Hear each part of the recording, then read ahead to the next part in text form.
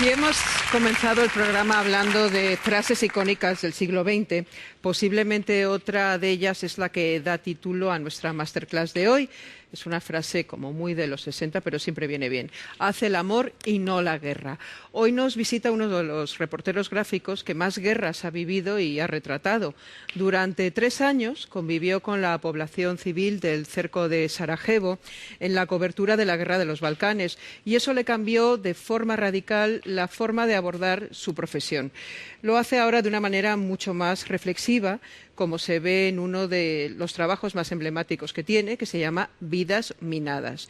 Y además, este viernes a las 9 de la noche en la 2, o sea, aquí, se va a emitir un documental sobre su regreso a Sarajevo, dentro del espacio Imprescindibles. Para hablarnos de guerras, armas y mentiras, recibimos a Gervasio Sánchez.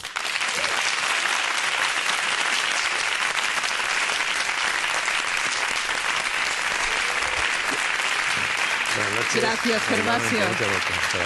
Ya sabes que los tienes a todos pendientes de ti y tienes 5 minutos para tu masterclass. Muchas gracias. Muchas gracias, Alaska.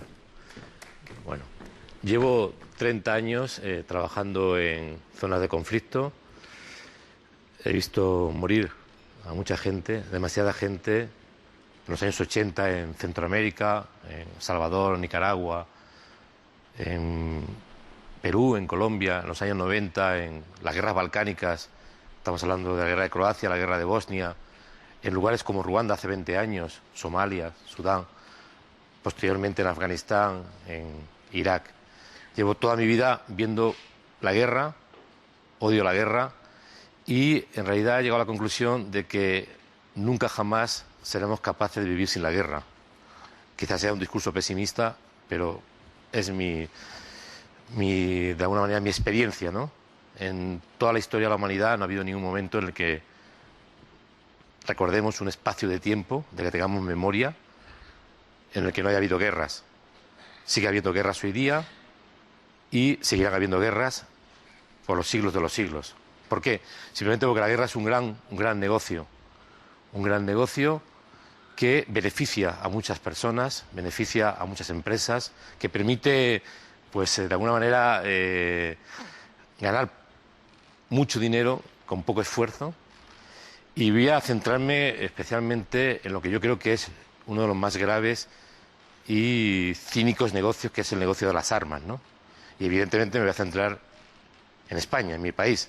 No voy a hablar de las armas que venden los americanos, los ingleses o los alemanes. Mejor hablemos de las armas que vendemos aquí en este país, ¿no? Y voy a hacer un poquito de balance desde que tenemos un poco de reglas para medir las armas que vendemos, que esto es más o menos como finales de los 80, principios de los 90. Tenemos, digamos, estadísticas que nos sirven para poder ver cómo ha ido cambiando el mercado de armas, las armas vendidas por el Estado español. Ya el señor Felipe González incrementó el número de venta de armas. Recuerdo cuando yo era un joven estudiante de periodismo, cuando había prácticamente acabado la carrera universitaria, España vendía armas a Irán y a Irak, en aquel momento ensarzados en un conflicto armado que provocó 1 millón de muertos. E incluso el ministro entonces de Industria, Luis Carlos Courasier, decía que en realidad nosotros vendíamos 5 veces menos que Francia. Esa era la excusa. Después llegó el gobierno de José María Aznar y prácticamente en sus 8 años de gobierno se triplicaron la venta de armas. A partir del 2004, el gobierno de José Luis Rodríguez Zapatero, que como todos ustedes recuerdan, ha sido el gobierno que más ha instrumentalizado la palabra paz, que más ha usado en el sentido obsceno del término, la palabra paz, pues en 8 años de gobierno, desde el año 2004 hasta el 21 de diciembre del 2011, el señor José Luis Rodríguez Zapatero y su gobierno llegaron a sextuplicar la venta de armas españolas. Con Aznar vendíamos 400 millones de euros en armas, con el señor Zapatero acabamos vendiendo 2.400 millones de armas. Acuérdense ustedes de la tabla del 4 por 6, 24. Este año pasado, en los primeros 6 meses, ya hemos vendido tantas armas como en el 2012. Es decir, el señor Mariano Rajoy, presidente del Gobierno, va a permitir que nuestro país siga incrementando el vergonzoso mercadeo de la muerte, el vergonzoso mercadeo de las armas, ¿no?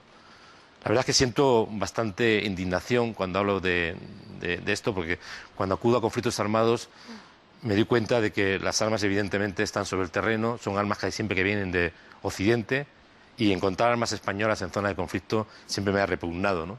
Y he sentido bastante vergüenza de mis gobiernos, de mis empresarios, de la gente que hace negocios con la muerte, ¿no? Puedo deciros, por ejemplo, que hay una ley de control de armas en el Estado español que se aprobó en el Parlamento en diciembre del 2007 y que prácticamente sistemáticamente se está violando, porque esta ley de control de armas asegura que España no puede vender armas a países con conflictos armados internos, países que violen los derechos humanos, países que triangulen las armas, es decir, vender unas armas a un país para que aparezcan en los campos de batalla de África o de Asia.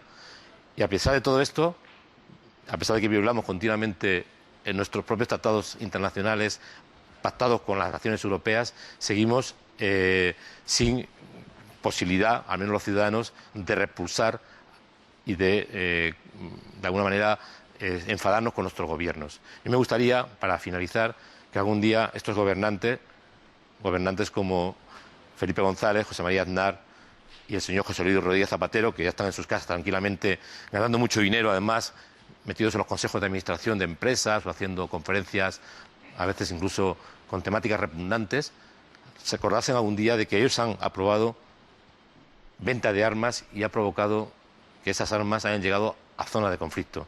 Y le pediría al actual presidente del Gobierno, señor Rajoy, que tuviera las agallas algún día de acabar de una vez por todas con este mercadeo de la muerte.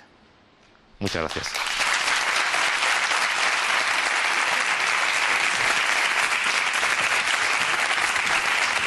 Muchas gracias, Gervasio. Muchas gracias, Gervasio.